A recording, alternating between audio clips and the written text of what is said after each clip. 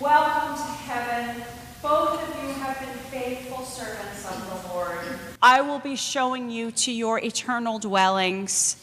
So off they go on the golden roads past dwellings that would make Mark Zuckerberg envious. Here is your eternal dwelling, good and faithful servant, St. Peter says to the cab driver, smiling.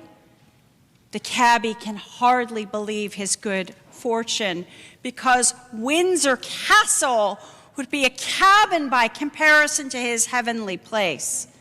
St. Peter now smiles at the priest, and off the two set to find her mansion. Now she's thinking, oh boy, have I got it in, because you know my place is going to be something amazing.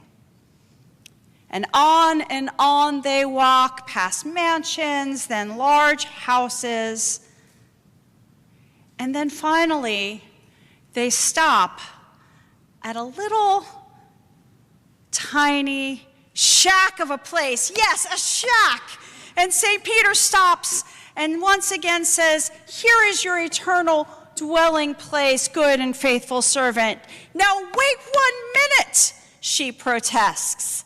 I visited the sick, led countless Bible studies, brought people to the Lord, got up early almost every single Sunday, preached the gospel, and this is all I get?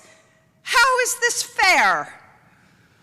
Well, dear Reverend, said St. Peter, I see your point, but here's the thing. During your sermons, most people slept. But when that taxi cab driver drove, everyone prayed.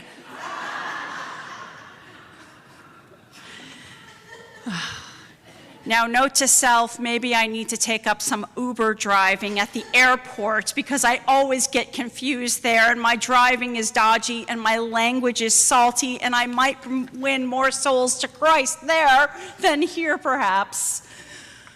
Oh, yes. Perhaps if our priest friend had been paying attention to this morning's gospel, she would have seen the great reversal coming. How is this fair? God's economy is a strange and wonderful thing, beloved ones of Christ. God's economy is a reversal of our human understanding of fairness. Our preference is for self-interest and greed. It stands alongside God's preference for generosity and for all. God's economy invites us to see life from a perspective of abundance rather than scarcity, mercy and compassion rather than revenge or earned rewards. Jesus invites us to imagine great reversals of power in our world. On the most cosmic night of the year, we hear some of the most beautiful words ever preached. If any have toiled from the first hour, let them receive their due reward. If any have come after the third hour, let them with gratitude join in the feast. If any have arrived after the 6th hour, let them not doubt, for they shall receive no loss. If any delayed until the 9th hour, let them not hesitate, but let them come too. And they who arrived only at the 11th hour, let them not be afraid by reason of their delay. For the Lord is gracious and receives the last as the first. God gives rest to them that comes at the 11th hour, as well as him that toiled from the first. Let no one grieve his poverty, for the universal kingdom has been revealed. Let no one mourn that he has fallen again and again, for forgiveness has risen from the grave. These are the words of John Chrysostom's Easter homily. He was an early church writer. We read this sermon every year at the Easter Vigil. If you don't remember or know that text, I invite you to learn it and know it. John Chrysostom gives us a picture of the great reversal of power that takes place in the resurrection of Jesus Christ. His Easter homily is one of the most brilliant pieces of preaching ever written. And believe me, the old golden-tongued church father wasn't putting people to sleep.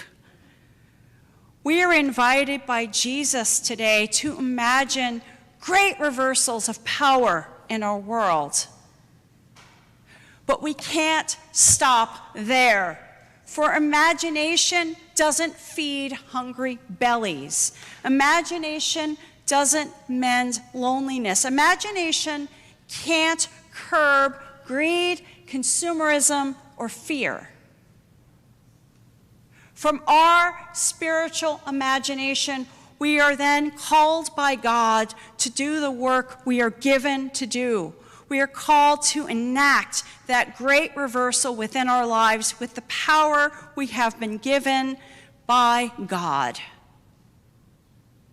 Now, anyone who has been hanging around the church for a hot minute knows that this time of year is pledge season. And oi, how easy it is to simply want to tune out or mute the message, like the annual PBS fundraising campaign. I'll check out Masterpiece Theater sometime later. But this is more than a mere campaign of fundraising. Pledging is a part of stewardship, but stewardship is bigger than pledging. Stewardship is about everything we do after we say yes to God, everything we do once we decide to enact the great reversal of power that God invites through Jesus Christ. This pledge season, if you will, is about making promises of how we want to give ourselves to being part of God's economy, part of that great reversal of power. How do we give our lives to the radical call from Christ to reverse the power that's at play in our world? Each and every one of us is a gift from God and has something to offer and to give toward that reversal of power. That's what stewarding our lives is all about. This isn't simply about fundraising. This is about the wellness of our souls and the ways we offer our lives back to God. We say yes to God and yes to being part of God's economy, a part of the great reversal of power. And in case we forget, power has other names: time, talent, money. One of the most powerful exercises I ever came across invited me to consider that every time I heard the word money, to replace it with the word power. The more we can offer up our power, our time, our wisdom, our money in judicious and healthy ways, the more we can give away our fear, the more we can reverse power in our world, the less afraid and anxious we become, the more trust we give over to God. And all of us have a gift to give. All of us, from the crazy cabbie who gives us a desperate need for prayer, to the preacher who helps us fall asleep. All of us are a gift and have a gift to offer. So, what's your imagination calling you to do, be, or say this year, beloved ones of Christ?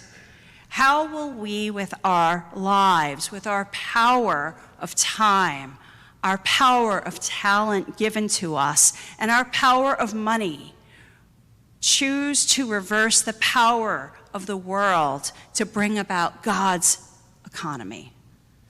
Amen.